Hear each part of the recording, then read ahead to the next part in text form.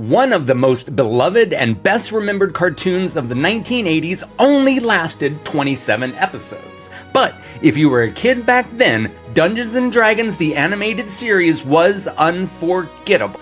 6 kids, a roller coaster, a dark fantasy world, and a desperate quest to get home, which they never did. But what if I told you it took almost 30 years and a car commercial in Brazil to finally get them back?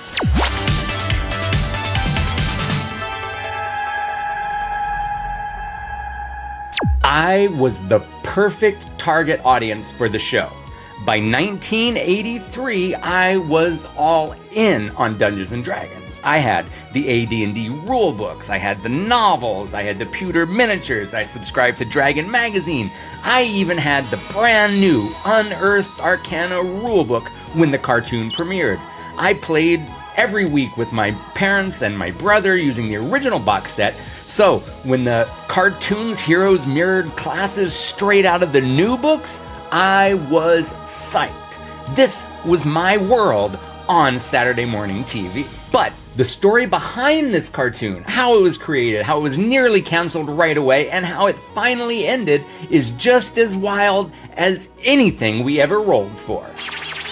Who here played D&D back in the 80s? Drop your very first character class down in the comments below. Let's see who else started out as a magic user like I did.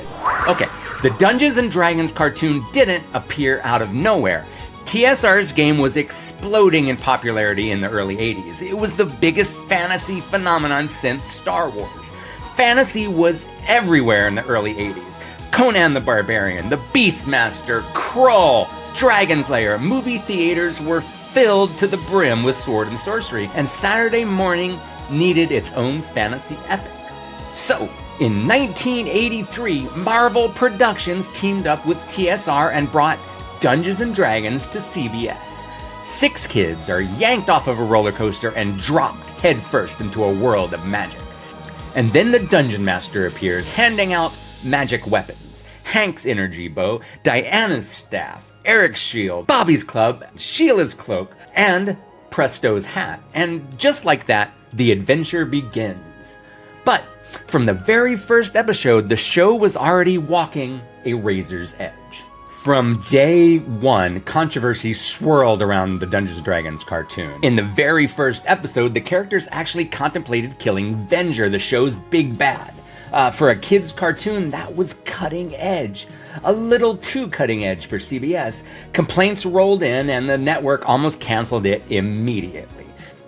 The show pushed boundaries. It was moody, violent, and dark compared to other cartoons of the era. In fact, it was later ranked as one of the most violent cartoons of the entire decade. Do you remember being shocked at how intense Dungeons & Dragons was compared to things like He-Man, Brave Star, or the Smurfs?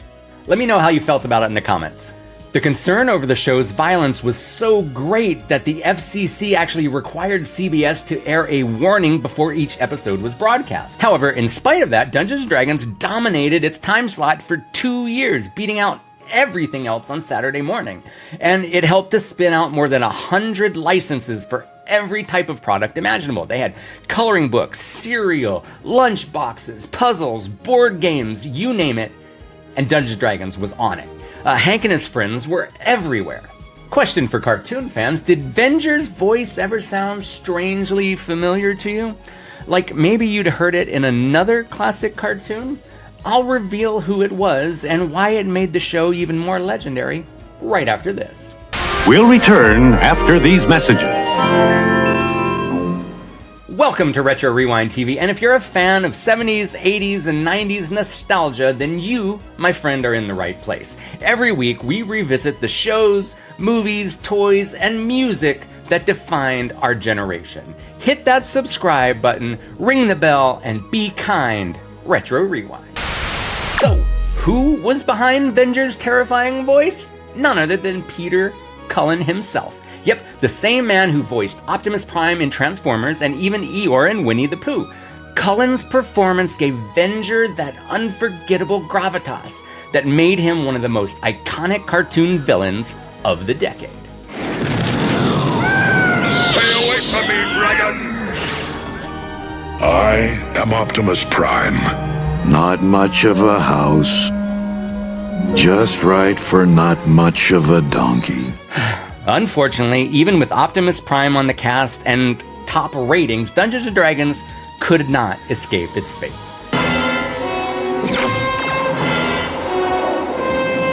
Despite its popularity, the cartoon faced the same backlash that hit the game itself. D&D, and it's become popular with children anywhere from grammar school on up. Not so with a lot of adults who think it's been connected to a number of suicides and murders. By the mid-'80s, D&D was under attack. The Satanic panic swept through middle America, claiming that the game promoted witchcraft and devil worship. Tom Hanks even starred in a made-for-TV movie called Mazes and Monsters that played into that hysteria. Robbie! Robbie! Pardue, what are you doing? Going to join the Great Hall. You can't, it's a trap. JJ, what am I doing here? At the same time, TSR's sales started to slip. The toy line based on the game, not the cartoon, failed to catch fire. Without toy sales to keep the show profitable and under constant pressure from parent groups, CBS pulled the plug after 3 seasons. The finale, Requiem, was written but never produced, and the kids never made it home. Speaking of toys, that's another saga altogether. In the 80s, the US never got a cartoon tie-in line. Action figures were only released overseas, including Brazil, which becomes important again later. It wasn't until the 2020s that Hasbro finally gave us proper action figures based on the cartoon characters. But, believe it or not, the kids did finally make it home, decades later. More on that in a minute. I am Dungeon Master, your guide in the realm of Dungeons and Dragons. In spite of its cancellation and meager 27 episodes, the cartoon's legacy didn't fade. It influenced other shows to embrace darker, serialized storytelling. It's remembered fondly even today and is referenced heavily in things like Stranger Things. More recently, the kids made a surprise cameo appearance in the movie Dungeons & Dragons: Honor Among Thieves. And here's the kicker. It took almost 30 years, but the kids did finally make it home. In 2019, Renault released a live-action car commercial in Brazil.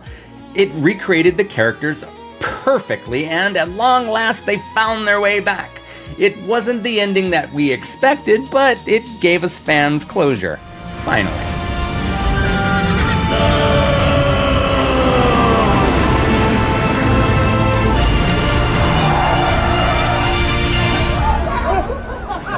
Deixe o impossível para trás. Peraí, cadê a Uni? Novo Renault Kwid.